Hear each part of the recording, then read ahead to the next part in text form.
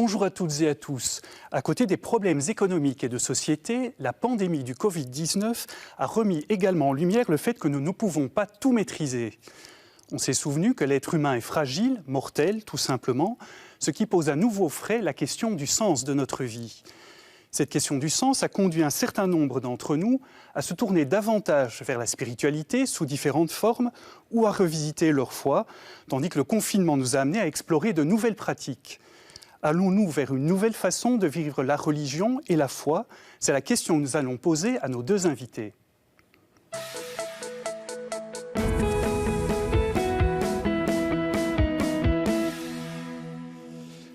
Pour cette émission, j'ai le grand plaisir d'accueillir l'abbé Emmanuel de Reveur, prêtre dans le vicariat du Brabant wallon. Emmanuel de Reveur, bonjour. Bonjour. Avec nous également Catherine Chevalier, théologienne à l'UC Louvain et donc chargée de cours là-bas à la faculté de théologie. Alors Emmanuel de Reveur, Catherine Chevalier, pendant la période de confinement, les chrétiens, d'ailleurs comme les fidèles des autres cultes, ont été privés de célébrations publiques, mais aussi donc des sacrements, évidemment. Alors d'après vos expériences respectives, comment les chrétiens pratiquants ont-ils réagi à cette absence de messe, d'Eucharistie? Emmanuel de Reveur. Alors c'est vrai que d'abord il y avait un renoncement, j'allais dire pour raisons sanitaires, à respecter. On a dû renoncer à beaucoup de choses et c'est vrai qu'à ce qui nous tient le plus à cœur, je dirais pour chacun et donc pour les croyants, je dirais ce rassemblement dominical pour la plupart. Et donc c'est vrai que ça a été parfois difficile à vivre. C'est un sacré chamboulement dans un rythme de vie pour les chrétiens qui marque le dimanche en général avec l'Eucharistie. Et en même temps, il y avait une compréhension qu'à un moment donné, il y avait une décélération, je dirais, du virus dont il fallait aussi, à laquelle il fallait participer. Catherine Chevalier, donc évidemment, cette absence de sacrement pendant le confinement pose quand même la question de la place de l'Eucharistie dans la vie de l'Église. Alors on a vu des réactions diverses. Certains ont insisté sur le fait que l'Eucharistie est vraiment essentielle, avec parfois des revendications à la clé, pouvoir célébrer au plus vite. D'autres, au contraire, ont estimé que finalement, on peut faire sans Eucharistie, en tout cas pendant un temps. Finalement, quelle est la place exacte de l'Eucharistie dans la vie des chrétiens? Mais moi, j'ai été très frappée, en particulier par un échange que j'ai eu la semaine dernière avec des prêtres qui ont expliqué combien, dans le fond, ce qui leur manquait, c'était de célébrer ensemble cette communion en Christ ressuscité. C'est-à-dire, en fait, c'est pas seulement la messe, c'est aussi le fait qu'on est rassemblés autour d'un même mystère ensemble. Et là, il y a quelque chose de très fort. Mais en même temps, du coup, ça a suscité la créativité. Et ça a été un peu dans tous les sens. Et je crois que ce n'est pas encore le moment pour pouvoir dire ça c'était bien, ça c'était mal. Enfin, je crois qu'il ne faut pas être dans des jugements. Je crois que chacun a fait ce qu'il a pu. Et beaucoup de prêtres qui allaient, quand je les ai rencontrés, retrouver leurs paroissiens le dimanche derrière, disaient mais non, on ne va pas les retrouver, on ne les a pas lâchés. On est restés ensemble, on est restés en lien. Et c'est parfois des prêtres qui ont pris des initiatives, mais c'est parfois aussi des chrétiens qui ont été interpellés. Je crois que c'est dans la paroisse de l'abbé de Reveur, une maman qui est allée dire, écoutez, moi, mes enfants, ils ne vont pas aller ailleurs à la messe. Et du coup, on a développé, par exemple, des liturgies pour enfants. Et donc voilà, il y a eu ce dialogue-là qui a permis de se rendre compte qu'il y a là quelque chose d'important. Et puis, j'ai aussi eu un très bel encouragement aussi à développer des liturgies domestiques. Et donc ça, je trouve très intéressant, les liturgies à la maison. Et donc, l'Église, elle est dans nos maisons aussi. Et donc ça, je trouve que c'est très beau. Et même moi-même, qui ai pu, dans ma paroisse, participer à une liturgie par Facebook, on y disait « Partagez la paix du Christ, vous, dans vos maisons ». Donc, il y avait ce lien entre ce qui se passait d'un côté et de l'autre de l'écran, quoi. Et donc voilà, on a maintenu ce lien, on était privés de ce qu'il y a de plus incarné, dans le fond. Hein, c'était la rencontre entre nous et la communion au corps de Christ, mais on a maintenu ce lien. Oui, je crois aussi, c'est vrai qu'on a toujours tendance à opposer un peu virtuel et réel. Et je me dis, on a invité les chrétiens à une communion spirituelle. Donc voilà, sans recevoir peut-être, mais cette communion spirituelle, elle est bien réelle aussi. Donc je veux dire, donc je crois que c'est important aussi de dire, voilà, les liturgies familiales devant un écran, c'était une prière qui était réelle. Et donc je crois que c'est important aussi de se dire que voilà, l'Église est bel et bien présente et le sacrement de l'Eucharistie, il est bien réel quand il est vécu, même à distance, même si c'est une communion spirituelle. Alors de fait, il y a eu des messes télévisées pendant ce confinement, des messes aussi en visioconférence, aussi des prières, des méditations qui étaient proposées. Dans votre paroisse à Wavre, Emmanuel de Reveur, qu'est-ce que vous avez pu faire comme initiative par rapport à ça? C'est vrai qu'on s'est très vite, on est plusieurs prêtres, donc on s'est très vite posé la question. Et comme l'a dit Catherine, voilà, de garder ce lien de communion. Et alors on a essayé un petit peu d'élaborer, on a vu un peu les personnes seules à qui on pouvait peut-être téléphoner, écrire un mail, une carte postale. On a aussi lancé une newsletter pour avoir un dialogue plus courant. On a continué, l'église étant ouverte, on a pu continuer à déposer aussi des informations paroissiales, les gens passaient. Et alors on a développé une chaîne YouTube en se disant, Facebook c'est peut-être un peu restrictif dans la mesure où ceux qui n'y sont pas, ils ne peuvent pas suivre. Et donc là, c'était grâce à notre curé qui n'était pas sur Facebook. Donc du coup, il nous a interpellés en disant « Oui, mais il faut quelque chose qui soit accessible à tous ». Et alors voilà, on s'est transformé un petit peu en régisseurs et autres, je dirais, en essayant de trouver le coup de main de l'un et de l'autre et du matériel. Et alors c'était très beau de pouvoir se dire... Et alors on a eu une chaîne YouTube avec les grandes célébrations de la Semaine Sainte, Ascension, Pentecôte en direct. Et puis de privilégier plutôt pour les autres dimanches que les gens puissent vivre quelque chose en famille, seuls, avec ce qui existe aussi, qui est très bien fait dans les médias habituels. Et nous proposions alors une réflexion sur les textes du dimanche et une homélie adaptée pour les enfants. Et alors chacun, du coup, pouvait comme ça, je dirais, garder le lien. Mais c'est vrai que les gens disaient que c'était important pour eux, c'est de voir les prêtres qu'ils ont l'habitude de voir, la communauté ou l'Église aussi. Il y a ce lien communautaire visuel, qui est différent de regarder, entre guillemets, n'importe quelle messe à la télévision. Alors évidemment, la pandémie du Covid-19 s'est accompagnée d'une sorte de crise existentielle, un peu d'une crise du sens. On l'a dit tout à l'heure, l'humain a un petit peu repris conscience de ce qu'on appelle la finitude, donc le fait qu'il ne peut pas tout mépriser. En fait, ça a poussé beaucoup de personnes à se tourner à nouveau vers la religion. On l'a observé en Belgique, dans d'autres pays également. Catherine Chevalier, comment est-ce que vous analyseriez, comme théologienne, ce retour du religieux? Est-ce que c'est toujours positif, mais ça peut parfois comporter certains risques aussi? Moi, personnellement, je n'ai pas observé ce retour. J'ai un peu été regardée dans la presse, je n'ai pas vu tellement de signes de cela. Peut-être qu'on va voir que des gens vont pouvoir dire grâce à cette pandémie, j'ai fait ce chemin-là. Mais personnellement, je ne partage pas cette analyse qui en a vu un retour du religieux. Je ne l'ai pas vu, moi. Mais après, on peut comprendre que ça oblige à un retour sur soi. On a été beaucoup plus confrontés à un groupe de vie beaucoup plus limité et parfois seul.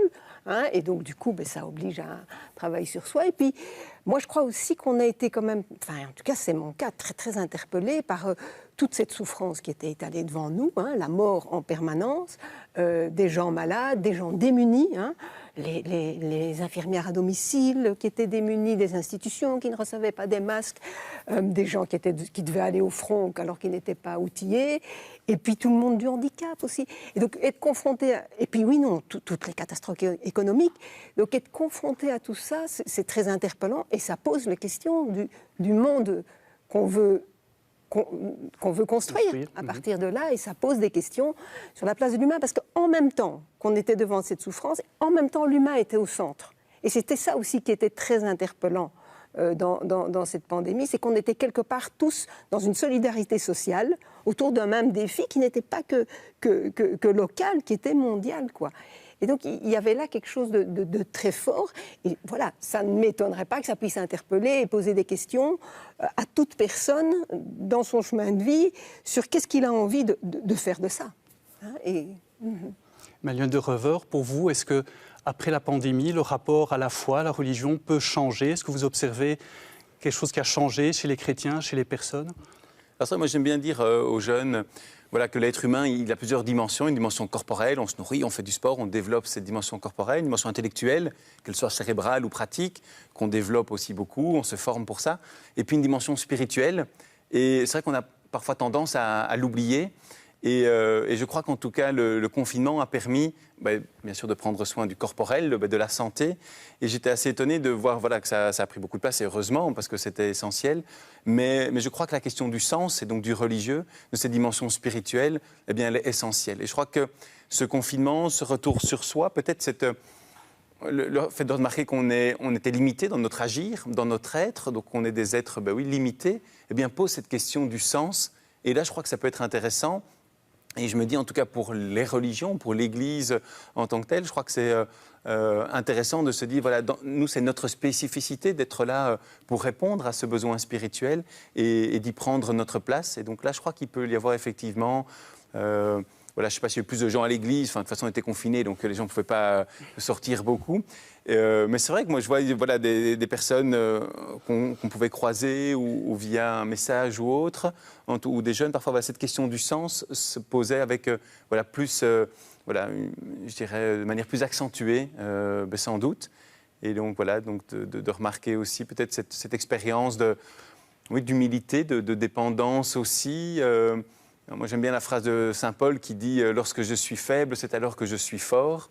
Et je me dis, voilà, il y a peut-être une expérience de faiblesse et donc de dépendance, de confiance voilà, à l'autre, tout autre, à une transcendance, à Dieu, et qui nous invite peut-être à cette confiance, à cette foi, à faire ce pas de la foi. Et en tout cas, ça peut être, l'occasion peut être donnée avec toute cette réflexion, que ce soit ici la pandémie, mais parfois d'autres événements voilà, plus tristes ou plus heureux, hein, l'occasion d'un mariage ou d'un décès sont souvent l'occasion aussi de se poser ces questions de foi, de sens. Donc des questions qui ont été évidemment fort présentes pendant ce confinement. Catherine Chevalier, un autre aspect, évidemment, c'est la question de la souffrance qui a frappé les gens. On a tendance parfois dans notre société à occulter la mort, en tout cas c'est ce qu'on dit, là ça nous est un peu revenu de façon très forte. Ça pose la question par rapport à Dieu. Pourquoi Dieu permet-il ça ? Enfin, c'est une question évidemment récurrente à travers les siècles. Qu'est-ce que vous diriez en tant que théologienne ? Est-ce que Dieu est responsable de ces choses qui nous arrivent ? Certains disent même que la pandémie nous a été envoyée par Dieu. Comment réagissez-vous à... En tout cas, je ne les suis pas dans cette analyse-là. Enfin, comme Emmanuel l'a bien expliqué, on a été confronté à cette vulnérabilité. Et dans le fond, l'expérience, le parcours de vie du Christ parmi nous, il a aussi été confronté à cette vulnérabilité, hein, et même à une situation où son questionnement par rapport à toutes les vulnérabilités qu'il a rencontrées dans son époque, hein, les malades, les pauvres, tous ces gens qu'il est allé rencontrer, les femmes à qui il a fait place alors qu'elles en avaient très peu dans la société à laquelle il était, toutes ces mises en question qu'il a apportées n'ont pas été écoutées. Et donc lui, il a voulu à travers ça manifester, par sa proximité avec ces gens-là, l'amour de Dieu. Et donc moi j'ai envie de dire, par rapport à ce qui s'est passé dans cette pandémie, ce qui est sûr, c'est que nous pouvons faire l'expérience d'être accompagnés dans ces traversées-là, hein, que Dieu marche avec nous dans nos fragilités et dans ces passages-là. Et bon, il n'y a rien d'évident dans cette traversée-là. Hein. On ne va pas dire, tiens, mais Jésus est avec nous, super. Rien de simple dans ce qui se passe là, mais en même temps, voilà, une expérience d'être malgré tout accompagné par une joie intérieure, une présence. Hein. Et voilà, c'est de ça dont on souhaite être témoin. Par exemple, les aumôniers qui ont pu être présents dans les hôpitaux ou qui n'ont pas pu, qui ont dû être présents d'une autre façon. Et donc voilà, moi ce qui m'a frappé, hein, c'est le pape François. Le pape François, il était grave. Il était grave. Dans le sens qu'en disant, voilà, on ne rigole pas avec ces choses-là. Et on ne va pas trop vite se réjouir que des gens redeviennent croyants. On est devant une grande question de société dans laquelle beaucoup de gens vivent des grandes souffrances et risquent encore d'être confrontés à des souffrances. Voilà. Et voilà, on doit prendre ça au sérieux. Hein, et voilà, l'accompagner et croire que, voilà, que Dieu nous accompagne à travers tout ça. Manuel de Reveur. Oui, moi je rejoins un peu, Catherine parlait de traversée et de passage. Et je me dis, on a vécu ça pendant le temps pascal, en fait. Et le Pâques, c'est cela aussi, c'est ce passage de la mort à la vie, des ténèbres à la lumière. Et je me dis, moi je dis parfois aux fiancés, se marier à l'église, ce n'est pas une assurance tout risque. Hein, donc je crois que la foi n'est pas là pour nous faire éviter la souffrance, les difficultés ou les défis, on en aura. Mais je crois que la foi et le Christ eh bien, nous aident à les traverser. Et je crois que voilà, c'était beau de vivre, je dirais, ce temps de pandémie pendant ce temps pascal, parce que je me dis, en tout cas, pour ceux qui ont la foi, ou voilà, pour ceux qui sont interpellés par Dieu, c'est, voilà, Dieu nous aide à faire ce passage, à traverser. Il nous accompagne, au fond, dans cette difficulté. Il ne la fait pas éviter, mais il nous aide à la vivre. Et voilà. Et je crois que voilà, c'est aussi peut-être une des caractéristiques de la foi chrétienne, c'est l'espérance chrétienne. Ce n'est pas la naïveté ou des choses comme ça, mais de se dire, voilà, c'est avec foi et espérance qu'accompagné par Dieu aussi, voilà, on pourra quelque part ressusciter. C'est-à-dire, oui, il y aura peut-être des petites morts à nous-mêmes face à toute une série de choses qu'on a vécues. Hein, il y a un certain dépouillement, mais pour renaître à une vie nouvelle, à quelque chose de nouveau, voilà, avec la difficulté ou la souffrance d'avoir dû se dépouiller aussi, sans doute. Emmanuel de Reveur, je reviens là-dessus. Vous parliez des jeunes tout à l'heure. De fait, vous accompagnez des jeunes dans votre mission de prêtre. Est-ce que les jeunes sont réceptifs à ce message que vous dites là? Est-ce que la pandémie, peut-être, leur a fait prendre conscience aussi de cette fragilité? Alors, je trouve que les jeunes sont, de manière générale, même en dehors de la pandémie, très, je dirais, très sensibles à cette question de sens, cette question de Dieu. Bon, après, quand je les rencontre, peut-être, voilà, je suis identifié comme prêtre, donc c'est peut-être plus facile. Mais c'est vrai que c'est souvent, ou même toujours eux, qui mettent la question de Dieu au centre de la discussion, comme si l'occasion leur était offerte, et comme ils l'attendaient, parce qu'il y a peu de lieux. Au fait, la foi est souvent, voilà, c'est lors de la sphère du privé, c'est ce qu'on veut nous faire croire. Et donc, du coup, de par la personne qui est identifiée comme croyante, ça permet de tout d'un coup mettre à jour un petit peu cette question de Dieu. Donc, c'est toujours les jeunes qui m'interpellent là-dessus. Et ici, pendant le confinement, j'ai eu pas mal d'interpellations de jeunes. C'est l'avantage des réseaux sociaux, Messenger ou autres.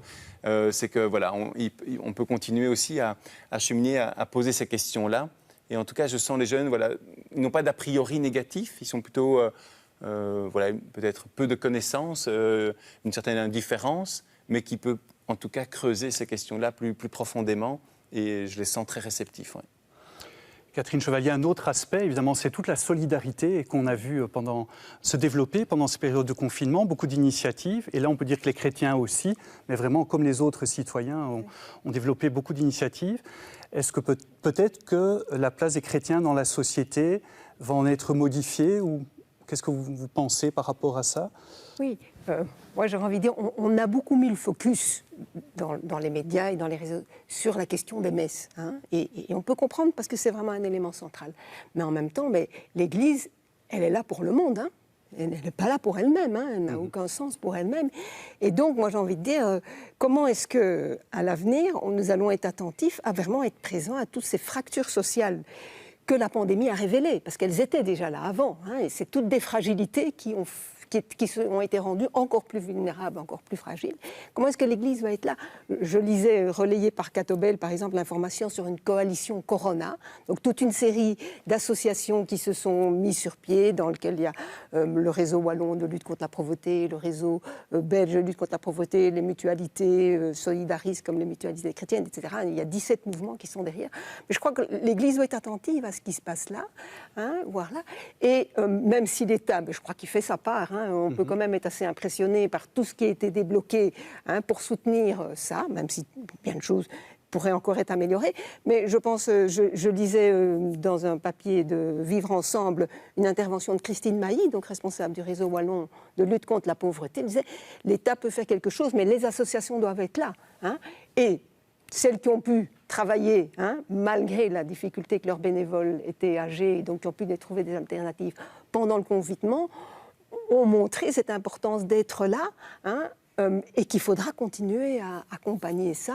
Et je crois que c'est vraiment un grand défi pour l'Église dans cette situation de post-confinement, de montrer que... Enfin, pas de montrer, d'être là.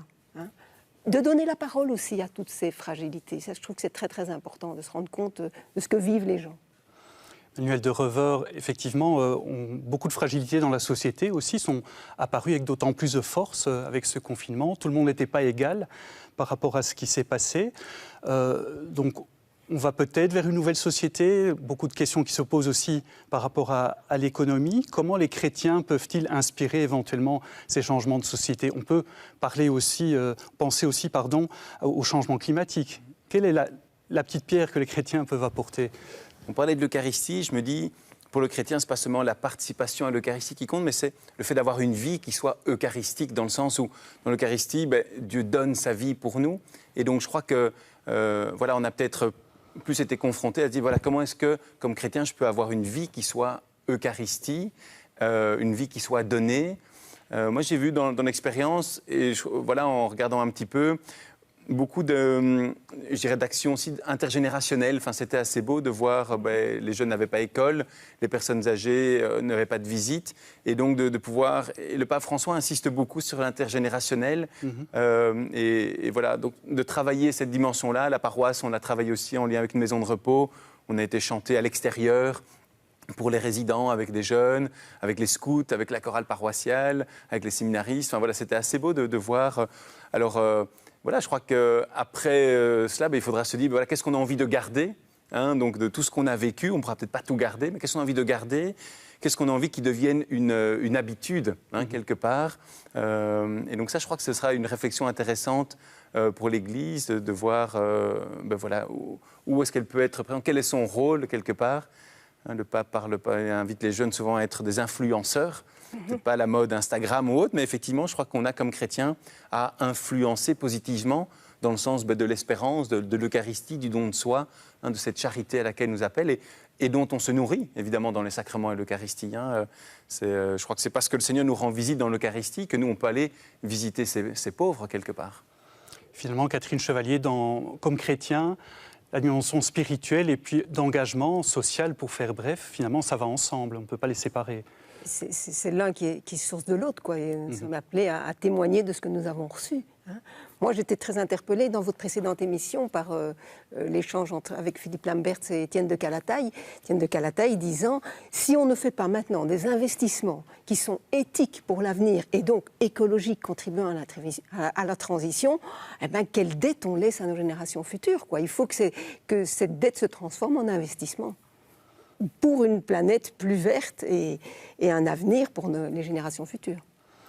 Encore une question pour vous. Donc, qu'est-ce que l'Église devrait améliorer, que la pandémie aurait révélé, qu'elle ne faisait pas suffisamment? Il y a sans doute beaucoup de choses, mais l'un ou l'autre point qui vous frappe? On a beaucoup parlé des Eucharisties. Alors les Eucharisties qu'on a vécues sous des modèles tellement variés, où les temps de prière, ils étaient marqués par cette période grave que nous avons traversée, et elles ont peut-être plus touché des questions vitales. Beaucoup de gens ne participent pas à nos Eucharisties parce qu'ils s'y ennuient, ou bien s'y ennuient, mais ils vont quand même.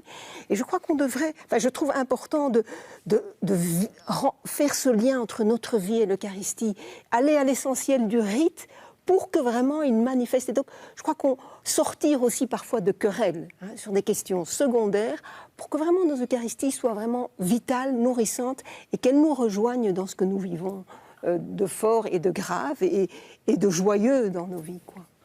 Manuel aussi qu'on a été comme Église, on a été obligé de rejoindre les personnes là où elles étaient, vu que on ne pouvait pas les attendre là où nous sommes. Et je crois que c'est important pour l'Église de se dire, le rôle de l'Église aujourd'hui, c'est plus que d'attendre que les gens viennent dans les 4 murs de l'Église, mais c'est de pouvoir rejoindre les personnes là où elles sont, dans les périphéries, dans leur milieu, et notamment le langage des médias numériques nous a permis de voir aussi que l'Église elle a à être présente là. Enfin, en tout cas, nous, pour la paroisse, ça a été l'occasion de pouvoir faire un bond en avant, quelque part, dans un langage qui est adapté, qui est celui des personnes d'aujourd'hui, enfin, en tout cas de beaucoup de personnes. Alors, il ne faut pas négliger les personnes qui n'y sont pas, et on a bien fait attention à ça à la paroisse. Mais moi, je regarde les petites capsules vidéo qu'on faisait sur les commentaires de l'Évangile, quand on les met sur Facebook, sur YouTube, Instagram et autres. En fait, il y a plein de gens qui ne vont jamais à l'église, qui les regardent et qui sont contents de prendre 5 minutes pour écouter un message qui est porteur, qui donne sens. Et je me dis, là, on rejoint les gens, l'église rejoint les gens là où ils sont. Et je me dis, ça, c'est quelque chose, moi, qui me fait réfléchir en me disant, est-ce qu'il faut d'office abandonner tout? Et je me dis, ce serait intéressant de voir, c'est pas parce qu'on revient à la messe qu'on ne peut pas continuer à faire ces petites capsules vidéo, peut-être, qui permettent de rejoindre tous ceux qui ne viennent peut-être pas à la messe, mais qui ont besoin d'être nourris par ce message de l'Évangile. Eh bien, Catherine Chevalier, Manuel de Reveur, merci beaucoup de nous avoir apporté vos éclairages par rapport à la religion à laquelle nous pourrions arriver, en tout cas dans la sphère chrétienne. Merci beaucoup à vous aussi de nous avoir rejoints pour cette émission. Si vous souhaitez la revoir, c'est sur Ovio ou sur le site catobel.be. Merci beaucoup de votre fidélité et à très bientôt pour une prochaine émission.